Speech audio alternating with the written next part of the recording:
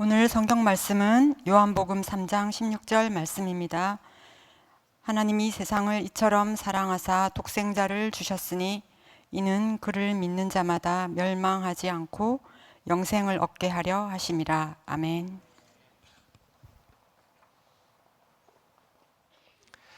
성경이 참 두껍습니다. 그렇죠? 오늘이 6월 마지막 주일인데 이제 반년이 지났어요. 이 자리에 계신 분들 중에 2025년 새해를 맞으면서 성경 일독을 올해는 꼭 한번 해봐야지 결심하신 분들도 있을 겁니다. 그러면 지금쯤 어디쯤 읽고 계셔야 하는지 아시나요? 성경이 모두 1189장이라고 하니까 중간 정도면 628장을 읽으셨어야 되고요. 그렇게 계산하면 시편 30에서 40편 사이를 지나가고 계셔야 올해 일독하시는 진도에 맞게 읽고 계시는 중입니다. 꾸준하게 성경을 읽는 것이 쉽지 않습니다. 성경 읽기가 좀 어려우신 분들은 매일 성경만이라도 빠지지 않고 해보시기를 바랍니다. 저희 교역자들이 주일만 빼고 월요일부터 토요일까지 열심히 설교 음성 파일을 만들어서 목장 단톡방과 또 교회 홈페이지에 올려드립니다. 13분 정도 분량인데 열심히 따라와 주시면 매일 성경 본문이 6년에 한 번 성경을 읽도록 되어 있다고 해요. 그러니까 더디지만 성경 전체를 보게 되니까 매일 성경이라도 좀 꾸준히 해 주시기를 바랍니다. 여러분, 성경 읽기 쉽지 않습니다. 두꺼운 책입니다. 그런데 이렇게 두꺼운 성경을 딱 한 절로 요약을 한다면 어떤 구절을 들 수 있을까요? 쉬운 질문이죠? 요한복음 3장 16절, 눈치만 빨라도 알 수 있습니다. 많은 사람들이 요한복음 3장 16절을 성경 전체 요약이라고 얘기를 합니다. 복음을 전할 때, 누군가에게 예수님을 소개할 때 우리가 가장 많이 인용하고 또 암송하는 말씀입니다. 아마 이 자리에 계신 분들 중에도 많은 분들이 이 말씀을 암송하고 계실 겁니다. 그래서 오늘은 요한복음 3장 16절 딱 한 절만 가지고 설교를 해보려고 합니다. 오늘 본문의 첫 단어 주어입니다. 하나님이라고 시작합니다. 하나님께서 사랑하십니다. 누군가 나를 사랑한다라고 하면 기분이 좋습니다. 반대로 누가 너를 미워한대, 너한테 화가 났대, 너한테 삐졌대, 뭐 이런 소리를 들으면 마음이 무겁고 속상하고 어렵습니다. 그런데 누가 나를 사랑해 주는 게 좋기는 합니다. 하지만 누가 사랑하느냐라고 하는 것도 중요합니다. 우리 자매님들 중에 이런 경험들이 있으셨을 것 같은데, 평소에 비호감인 사람, 약간 좀 밥맛인 사람이 나를 좋아한다고 막 따라다니고 사랑한다라고 추근덕거리면 어떤가요? 또 바로 싫어요. 기분이 좀 별로입니다.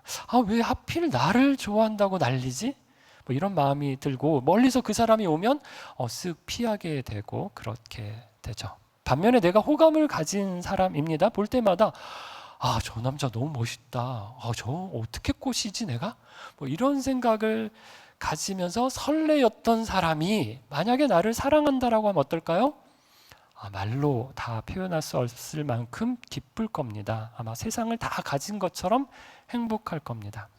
여러분, 지금 누가 우리를 사랑한다고 말씀하십니까? 하나님이. 그럼 우리는 결혼식에 가서 신랑 신부 앞에서는 막 잘됐다, 축하한다, 행복하라고 막 이렇게 얘기하면서 뒤에서 밥 먹으면서 또 사람들끼리 모여서 뭐라고 말을 합니까?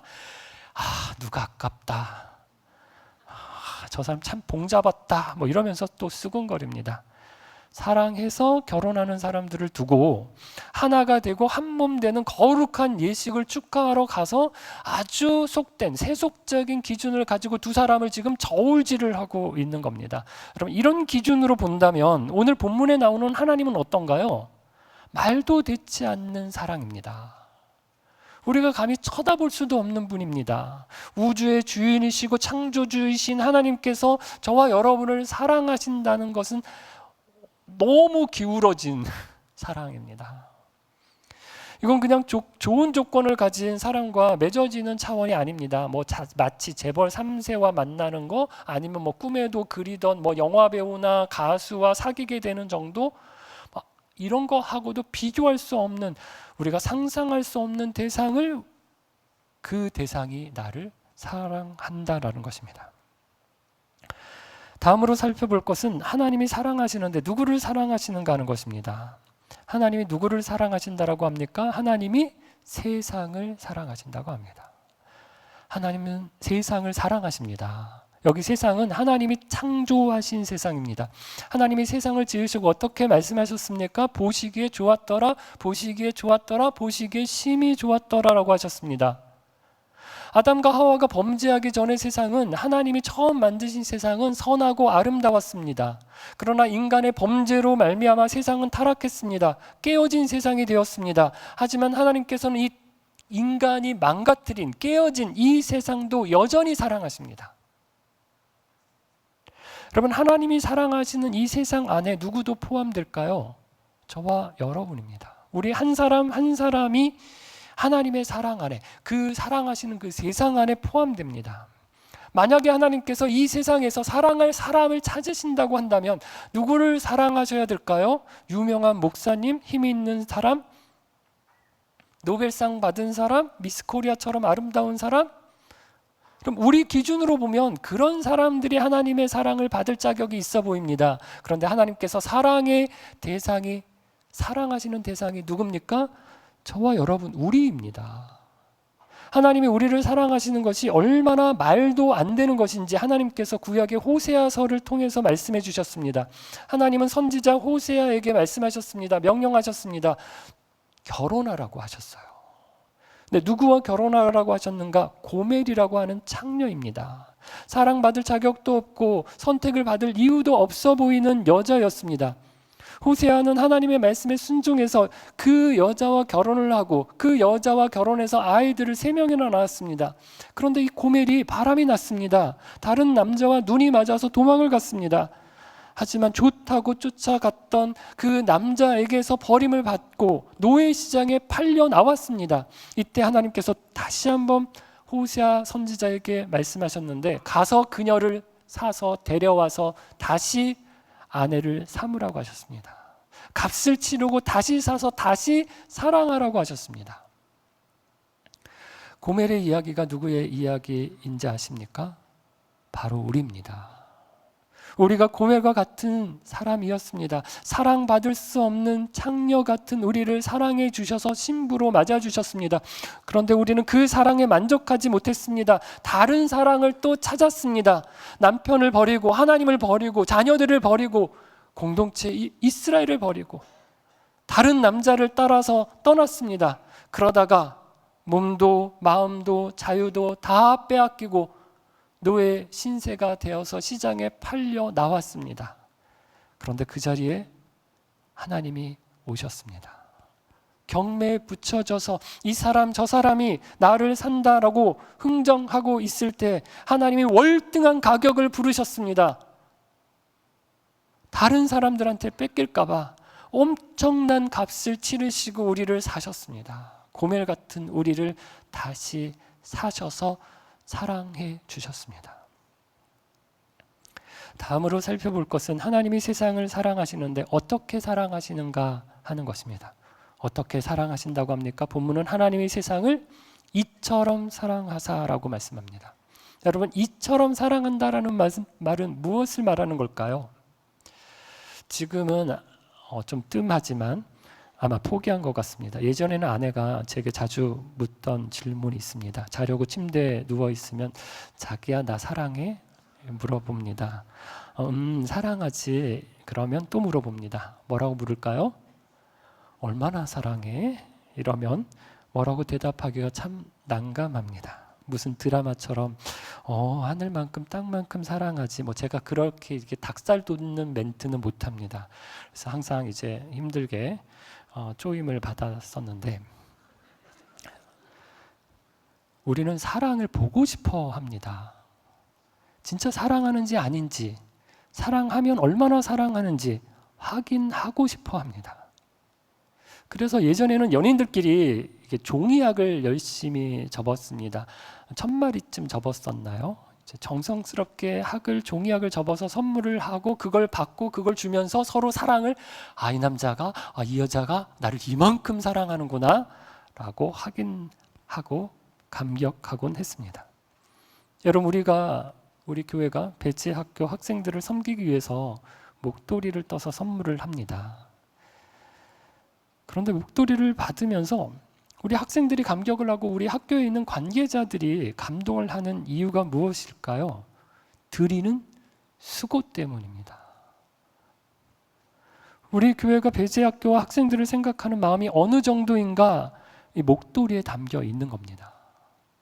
하나님의 사랑도 마찬가지입니다. 하나님의 사랑은 그저 말로 끝내는 사랑이 아니었습니다. 얼마나 사랑하는지 보여주셨습니다. 어떻게 할 수 있습니까? 여러 가지가 있습니다. 우선 세상을 보십시오. 사시사철 한치의 오차나 실수도 없이 세상을 운영하고 계시는 하나님의 그 오묘함을 보십시오. 하나님의 사랑을 느낄 수 있습니다. 아름다운 세상과 이 땅을 보면 하나님이 얼마나 우리를, 세상을 사랑하시는지를 알 수 있습니다.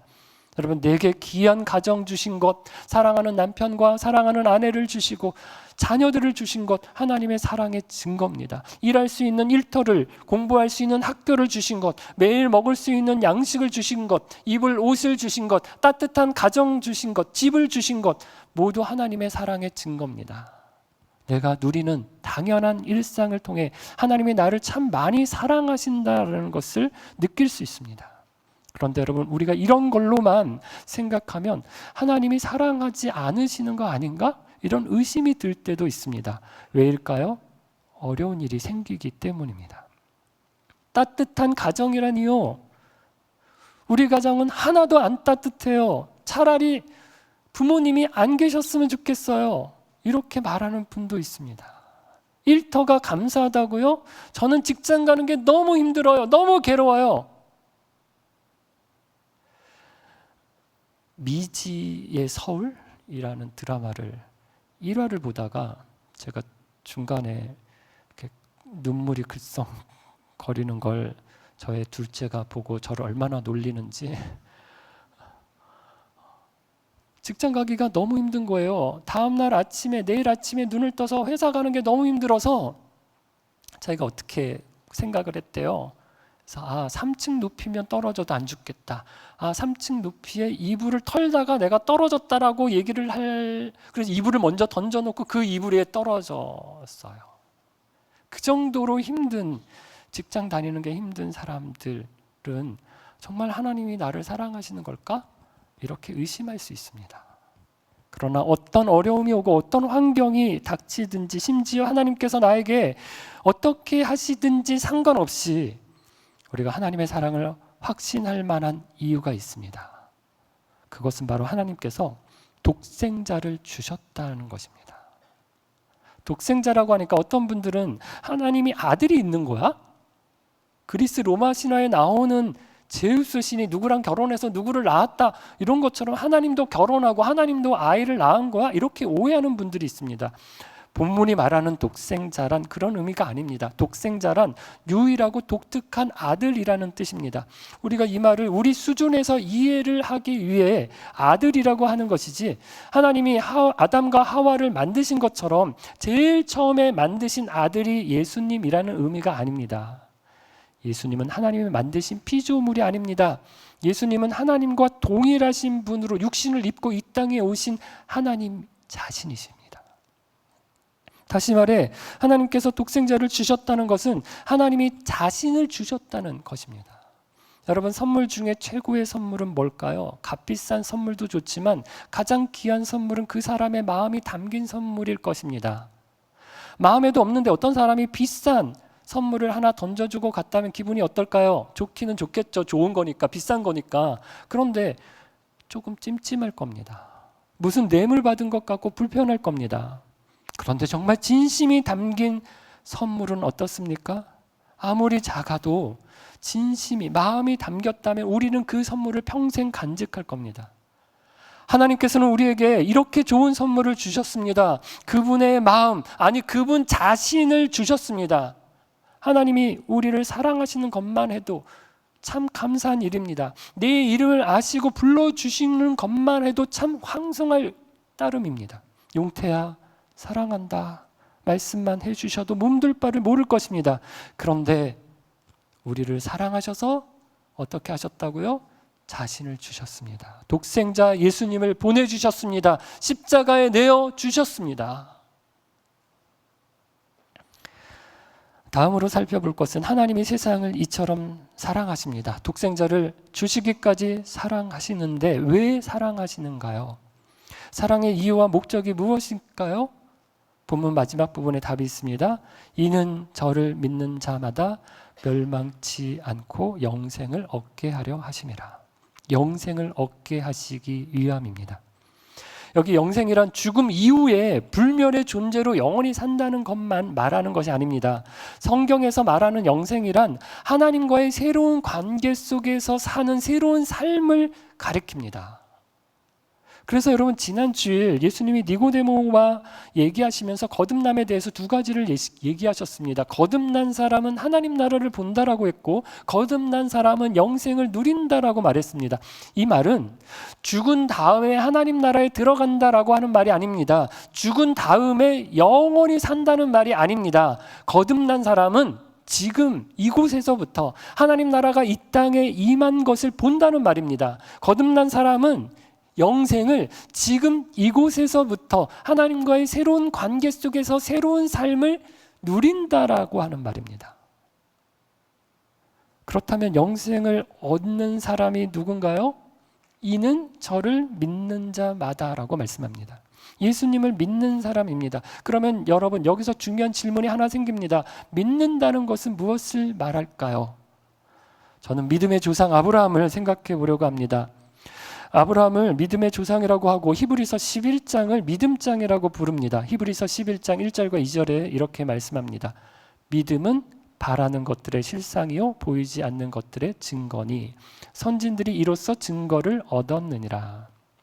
그리고 이어서 선진들의 첫 번째로 아브라함의 이야기가 나옵니다. 아브라함은 하나님의 부르심을 받고 보또 친척 아비집을 떠났습니다. 그가 떠난 고향은 갈대아 우르라고 하는 지역이었습니다. 하나님은 그에게 약속의 땅 가나안 땅을 약속해 주시고 그 땅으로 가라고 하셨습니다. 그런데 처음에는 가나안 땅까지 곧장 가지 못하고 같은 문명권인 하란까지만 갔습니다. 하란은 아직 아브라함에게 익숙한 문화권이었고 그 이유는 완전히 미지의 땅이었습니다. 그러니까 아브라함은 즉시 완전한 순종을 하지는 못했습니다. 그러나 하나님은 그 불완전한 순종조차도 믿음으로 인정하셨습니다. 왜일까요? 믿음은 완벽하게 행동하는 게 아니라 하나님을 신뢰하고 그분의 말씀에 반응하는 것입니다. 아브라함은 모든 걸 알지 못했습니다. 하지만 말씀을 따라서 한 걸음을 내딛었습니다. 하나님은 그 첫 걸음을 믿음의 걸음으로 보신 것입니다. 우리는 아브라함을 믿음의 조상이라고 부릅니다. 그래서 흔히 처음부터 아브라함은 믿음이 대단했던 사람이다라고 생각합니다. 하지만 성경을 자세히 보면 그렇지 않습니다. 아브라함에게 하나님께서 아들을 약속하셨습니다. 하늘의 별처럼 바다의 모래처럼 자손이 많게 할 거라고 약속해 주셨습니다. 그런데 현실은 어떤가요? 아들이 없었습니다. 그러자 아브라함은 인간적인 방법을 생각했습니다. 하나님, 제게 엘리에셀이라고 하는 종이 있습니다. 이 종 제가 정말 믿을 만합니다. 아들같이 생각하는 종입니다. 이 아들을 양자로 삼을까요? 하나님이 아니다. 내 몸에서 낳아야 한다라고 하셨습니다. 아브라함이 이번에는 하갈을 통해서 이스마엘을 얻었습니다. 하나님, 내 몸에서 난 아들입니다. 이스마엘입니다. 이 아들입니까? 라고 말씀을 했습니다. 그랬더니 하나님께서 뭐라고 하십니까? 아니다. 사라에게서 낳아야 한다 라고 하셨습니다. 아브라함이 처음부터 믿음으로 이삭을 기다렸던 사람이 아니라는 것입니다. 또 다른 예가 있습니다. 아브라함이 하나님께서 약속하신 가나안 땅에 삽니다. 그런데 그 가나안 땅에 가뭄이 들자 살려고 굶어 죽을까 봐 애굽으로 내려간 적이 있고요. 그랄이라고 하는 곳으로 내려간 적이 있었습니다. 두 곳에서 모두 아브라함이 거짓말을 하는데 자기 아내 사라를 누이라고 속였습니다. 사라가 너무 예뻐서 사람들이 자기를 죽이고 사라를 차지할 것을 걱정했기 때문입니다. 여러분, 아브라함이 처음부터 믿음이 대단한 사람이 아니었습니다. 그래서 땅을 주겠다는 하나님의 말씀에 처음부터 그 땅까지, 가나안 땅까지 간 게 아니라 하란까지만 순종했습니다. 자녀를 주시겠다는 말씀을 믿고 이삭을 계속해서 믿음으로 기다린 것이 아니라 엘리에셀입니까? 이스마엘입니까? 조바심을 내었습니다. 복의 근원이 될 거라는 말씀을 믿고 이방 민족들 앞에서 당당했던 게 아니라 두 번이나 사라를 누이라고 속이면서 목숨을 부지하려 했습니다. 그러나 아브라함의 믿음이 마침내 어디까지 자랐습니까? 이삭을 바치는 데까지 자랐습니다. 하나님이 아브라함 나이 100세 이삭을 주셨습니다. 얼마나 귀한 아들입니까? 그런데 그 아들을 죽여서 바치라고 하십니다. 아브라함이 그 말을 순종해서, 그 말씀에 순종해서 이삭을 바치려고 했습니다. 하나님이 왜 이삭을 바치라고 하셨을까요? 아브라함이 하나님이 주신 선물 이삭을 더 사랑하지 않는지 확인하시기 위함이었습니다. 저와 여러분을 보면 예수님보다 예수님이 주시는 복을 더 사랑할 때가 있습니다. 기도했더니 병이 낫고 자녀가 대학에 합격을 하고 주식이 오르고 승진이 되었습니다. 그럴 때 감사하면서도 어느새 예수님이 뒤로 밀리고 예수님이 주신 복이 주인이 되고 예수님이 도구가 되는 일이 있습니다. 그러나 여러분, 너무 실망하진 마십시오. 처음에는 그렇게 믿음이 시작하지만 점점 그 믿음이 자랍니다. 그 복 보고 쫓았던 그 예수님이 나의 주인으로 받아들이게 될 날이 있는 것입니다. 아브라함도 처음부터 이삭을 바칠 믿음이 있었던 게 아닙니다. 여러 시간, 세월을 거치고 여러 과정을 거치면서 하나님이 어떤 분이신지를 믿게 되었습니다. 이삭을 바치면 하나님께서 이 이삭을 다시 살리실 거야 라는 단단한 믿음의 사람으로 자랐던 것입니다. 여러분, 우리도 마찬가지입니다. 예수님을 믿는다는 것은 모든 것을 다 이해하고 완벽하게 살아내는 것이 아닙니다. 그러니 지금 여러분의 믿음이 작고 보잘것 없어 보여도, 흔들리고 불완전해도 너무 실망하지 마십시오. 그냥 오늘 말씀에서부터 시작하실 수 있기 바랍니다. 하나님이 나를 사랑하시는구나. 독생자 예수님을 보내주실 만큼 이처럼 나를 사랑하시는구나. 이 사실을 믿으면 죽어서 영생을 누리지만 지금 이곳에서부터 영생을 살게 되는구나. 이 진리의 말씀을 믿으십시오. 믿는다는 것은 받아들이는 것입니다. 인정하는 것입니다. 누군가에게는 이 말씀이 분명하고 확실하게 다가올 수 있습니다. 그러나 또 어떤 사람에게는 여전히 어딘가 낯설고 때로는 믿어지는 것 같다가도 흔들릴 수도 있습니다. 괜찮습니다. 처음부터 모든 걸 다 믿고 확신하는 사람은 없습니다. 아브라함도 마찬가지였습니다. 그러니 지금 있는 작은 믿음이라도 주님께 붙드십시오. 주님, 제 믿음이 약합니다. 주님, 제 믿음이 연약합니다. 그래도 주님 붙들고 싶습니다. 저를 지켜주시고 확신을 주세요. 더 큰 믿음을 주세요. 기도하기를 바랍니다. 하나님은 반드시 여러분의 믿음을 자라게 하실 것입니다. 그리고 언젠가는 여러분도 아브라함처럼 하나님만을 붙드는 믿음의 사람이 되게 하실 것입니다. 사랑하는 빛소금 가족 여러분, 하나님이 세상을 사랑하십니다. 하나님이 나를 사랑하십니다. 너무너무 사랑하십니다. 그래서 자기 아들을 주셨습니다. 그런데 그분이 누굽니까? 바로 하나님 자신입니다. 하나님은 자신을 우리에게 주시며 이렇게 말씀하십니다. 내가 너를 사랑한단다.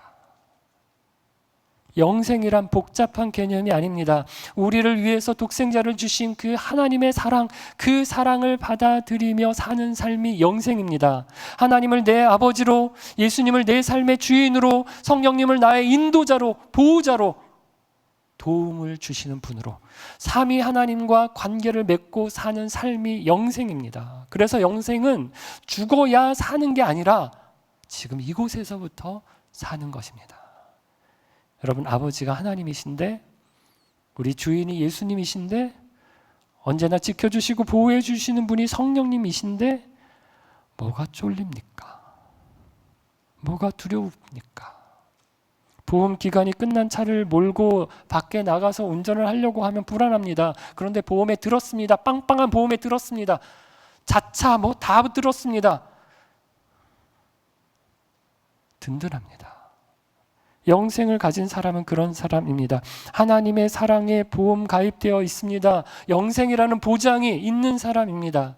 그래서 어떤 일을 당해도 이렇게 말할 수 있습니다. 까짓것 하나님이 계신데, 까짓것 영생을 사는데.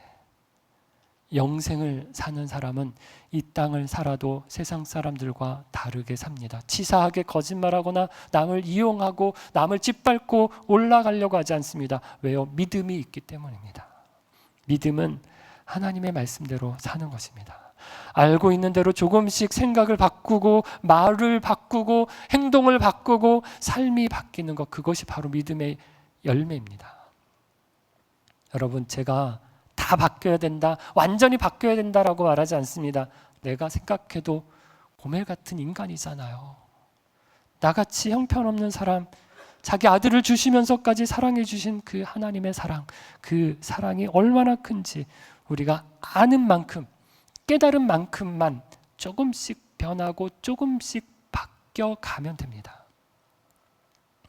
그 크신 하나님의 사랑, 아들을 내어주신 그 사랑, 그 사랑이 나를 향한 사랑으로 믿어져서 영생의 복을 누리는 저와 여러분 되기를 주의 이름으로 축원합니다. 함께 찬양 드리겠습니다.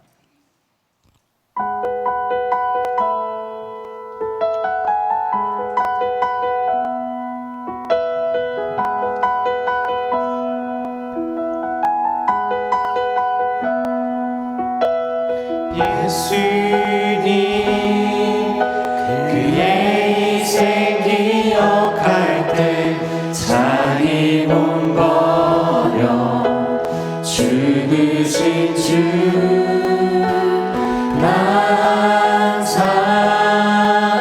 생명 주신 그 은혜를 마음에 새겨 봅니다. 마음에 새겨 봅니다. 다시 한번 이제는 저 높은 곳에 앉으신 하늘과 땅에 왕 되신 주, 나 이제 놀라운 구원의 은혜 높여 찬양하리라.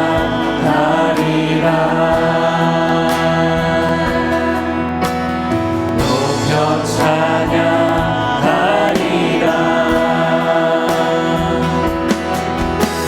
주 달리신 십자가를 내가 볼 때 주님의 자비 내 마음을 겸손케 해. 주께 감사하며 내 생명 주께 드리네. 주 달리신 십자가를 내가 볼 때 주님의 자비 내 마음을 겸손케 해. 주께 감사하며 내 생명 주께 드리네.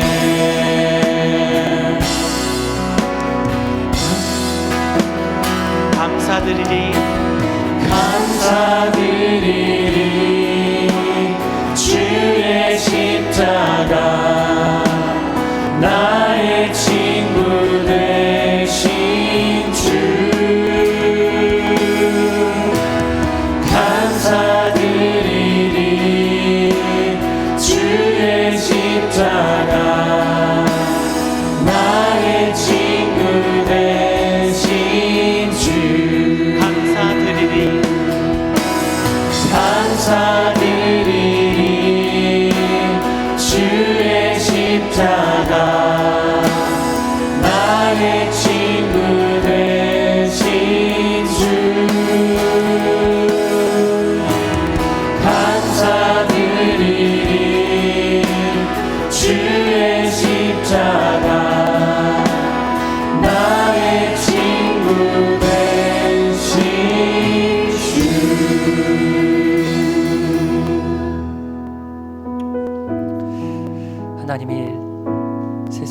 사랑하십니다. 하나님이 나를 사랑하십니다. 얼마나 사랑하시는지 자기 자신을 내어주셨습니다. 육신을 입고 이 땅에 오셔서 십자가에 달려 자신의 생명을 내어주시기까지 나를 사랑하십니다. 그 크신 놀라우신 그 사랑과 그 은혜, 나를 향한 그 사랑 받아들이고 받아 누리는 복된 삶을 살겠습니다. 그 사랑이 나를 향한 사랑인 줄을 믿고 그 사랑의 관계 가운데 살아가겠습니다. 영생의 삶을 살아가겠습니다. 하나님을 모르는 사람처럼, 하나님의 사랑을 모르는 사람들처럼 살아가지 않게 하시고, 우리의 삶이, 우리의 환경이, 우리의 여건이 어떠하든지 간에 놀라운 나를 향한 그 사랑을 입은 사람으로 믿음의 걸음 걸어갈 수 있도록 인도해 주옵소서. 고멜같이 살아가던 나를 찾아와 자신의 생명을 값을 주고 나를 사신 그 하나님의 놀라운 사랑에 반응하는 삶 살아갈 수 있도록 도와주십시오. 나도 주님 사랑합니다 고백하는 그 나도 주님을 위하여 나의 삶을 드립니다, 나의 생명을 드립니다 라고 고백할 수 있는 아브라함처럼 완전한 믿음에까지 자라나는 그런 믿음의 사람 되게 해 주옵소서.